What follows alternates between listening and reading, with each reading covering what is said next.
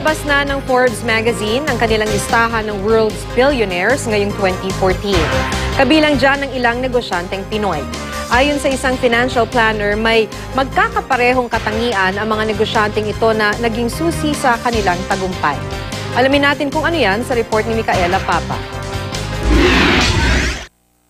Pasok na naman ang ilang negosyanteng Pinoy sa 2014 list ng World Billionaires ng Forbes magazine. Ang pinakamayamang Pinoy na si Henry C., number 97 sa international list sa net worth na $13.2 billion. Ang pangalawa naman sa Pilipinas na si Lucio Tan, nasa 227th place sa net worth na $6.1 billion.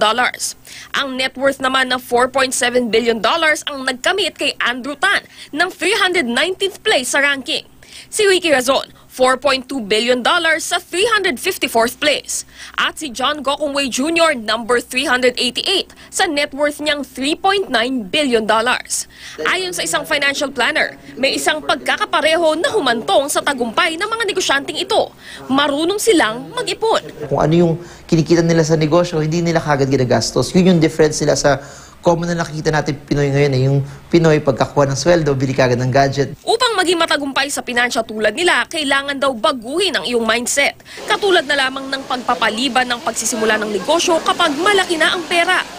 That's very risky kasi bakit? Pag nakuha mo 1 milyon, magninegosyo ka for the first time, risky yun kasi may malaki kang pera, may gagawin ka for the first time, paano kung nagkamali ka? Pwede mawala lahat yun.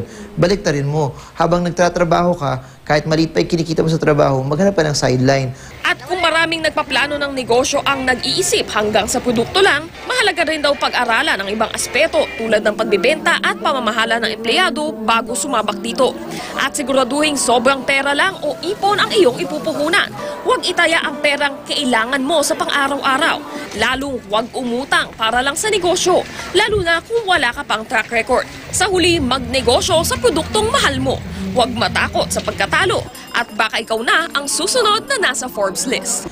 Every Filipino has the potential. Hindi kung saan ka pinanganak pero what you do mula nung pinanganak hanggang sa mamatay ka, yun yung source of how you get rich or not. Micaela Papa, GMA News.